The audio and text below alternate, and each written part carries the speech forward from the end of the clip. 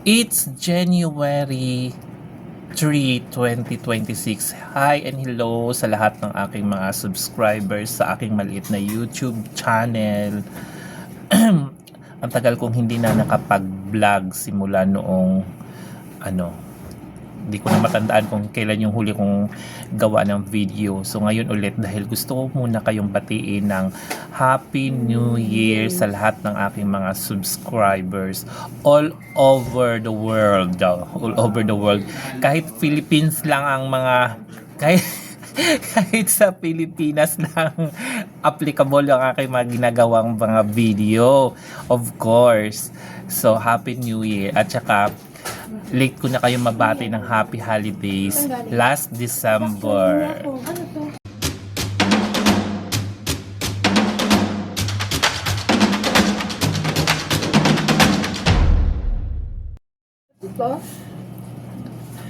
Ang tangi lang pong maishishare ko ngayon sa video na to sa lahat ng aking mga subscriber. Of course, lahat naman ng mga subscriber ko ay mga dakilang loaners ng SSS at Pag-ibig. Basta kayo po ay isang active members for both SSS and Pag-ibig. Napakaraming programa nila this 2026. So unahin ko na po ang sa SSS. So sa SSS po, kung kayo po ay active SS members, kayo po ay regular na naghuhulog ng inyong mga SSS premiums, kung kayo ay self-employed or voluntary, kung kayo naman ay employed, much better. At kayo po ay umabot na ng 3 years up at kayo naman po ay walang mga past due or walang mga nakalimutang mga loans, kasi kalimitan kasi sa mga ibang SS member, once na maka-loan, limot na ang kanilang mga loans, hindi na nagbabayad, hindi na naghuhulog. So sa SSS po, hindi po yan pwede ng ganyang klase kasi nga hindi ka na makakaulit. Same with sa Pag-ibig. Sa Pag-ibig naman, wala silang tinatawag na past due, kung hindi default loan. Pag nagkaroon kayo ng default loan naman, ma-offset naman kayo. Ibig sabihin ng offset, mababard kayo kasi nga yung utang nyo po sa Pag-ibig, ibabawas yun sa iyong TAV. So balikan ko lang po kay SSS dahil ang video na to ay pinaghalong SSS Pag-ibig po ito. So sa SSS po, abangan nyo this year kasi nga marami silang mga programs. Sa loans, walang problema sa salary loans kasi ngayon pwede nang mag-reloan sa SSS kahit naka-anim na bayad ka pa lang sa iyong salary loan, basta walang past due.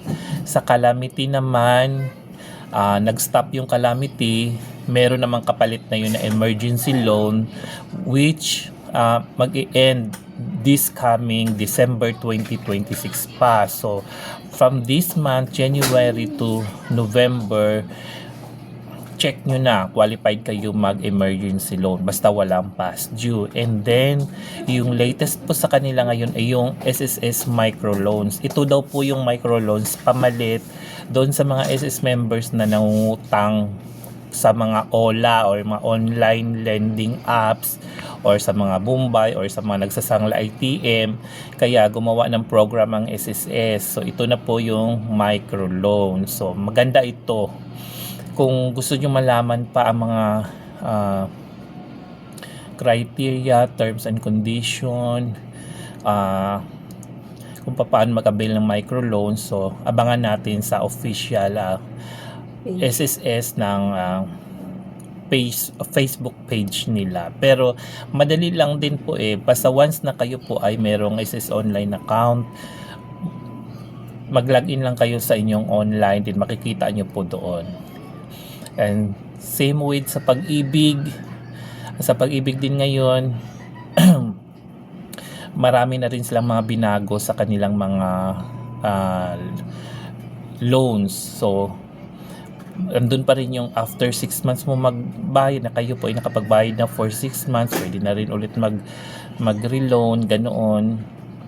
So basta wag lang kayo magpa default loan. Ibig sabihin once na mag-loan kayo, mag-report kayo sa inyo yung mga employer or kayo naman ay mga nasa agency, mag-report kayo sa mga coordinator nyo na kayo po ay may loan para kayo po ay makakaltasan.